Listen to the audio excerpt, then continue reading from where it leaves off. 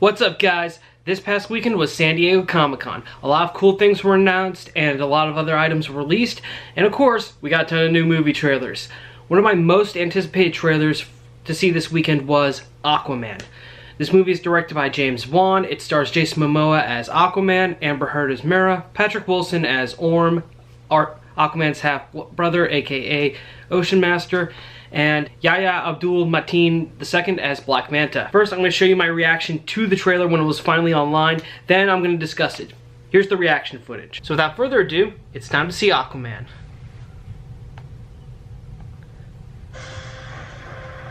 My father was a lighthouse keeper. Yep, keeping that part. My mother was a queen. Hey, Nicole Kidman. But life is a way of bringing people together.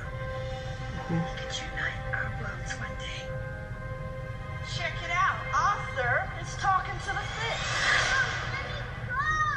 Why does every superhero film have to have bullying now? Like, and of course, that causes him to talk to the fish. Okay. They made me what I am.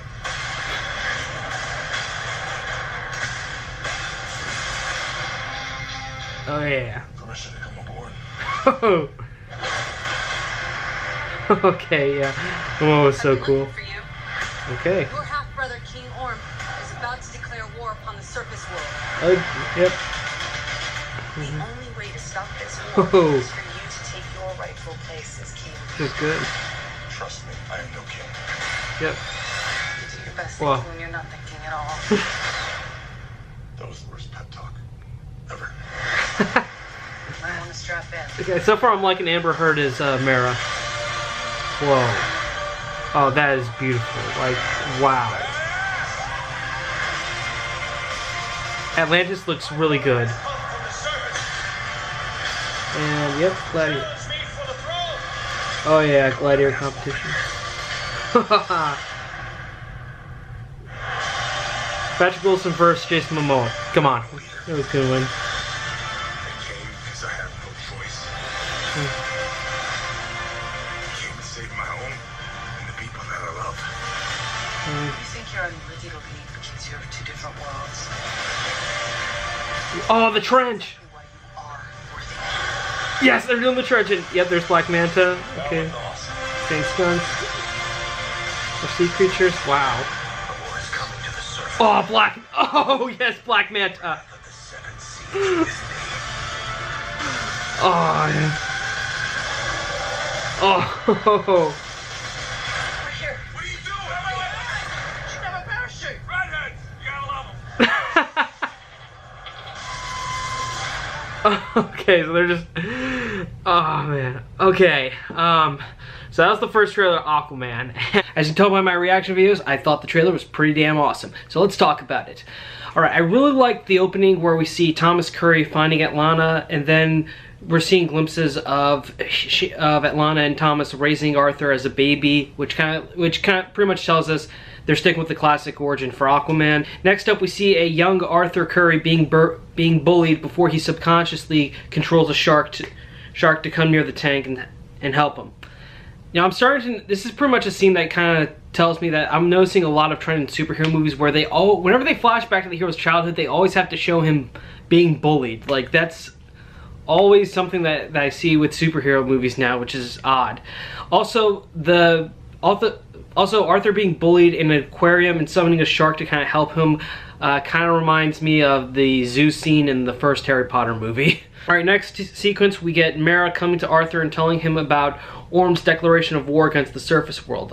This kind of tells us that the plot of this movie could follow the Aquaman Justice League crossover from a few years ago, known as Thrones of Atlantis, where Orm actually did attack the surface world and Aquaman had to lead the Justice League to fight the Atlantean army and take down Orm so he can retake the throne of Atlantis. So I think elements of that story arc will be seen in this movie.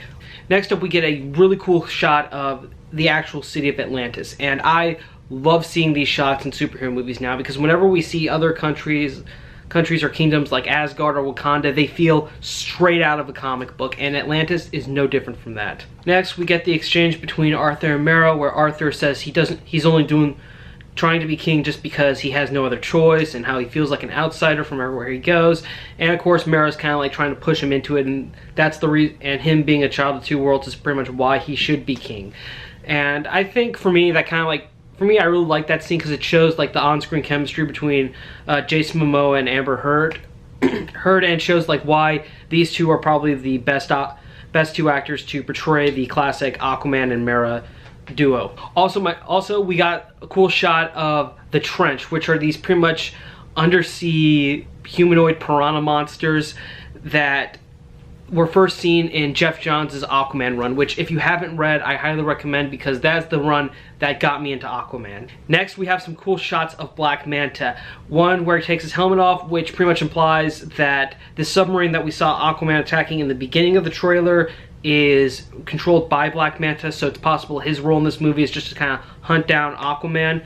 And then we see him with his helmet on and in action firing laser beams at Aquaman. But Black Manta, I gotta be honest, in the short seconds, Black Manta looks awesome. I can't wait to see him.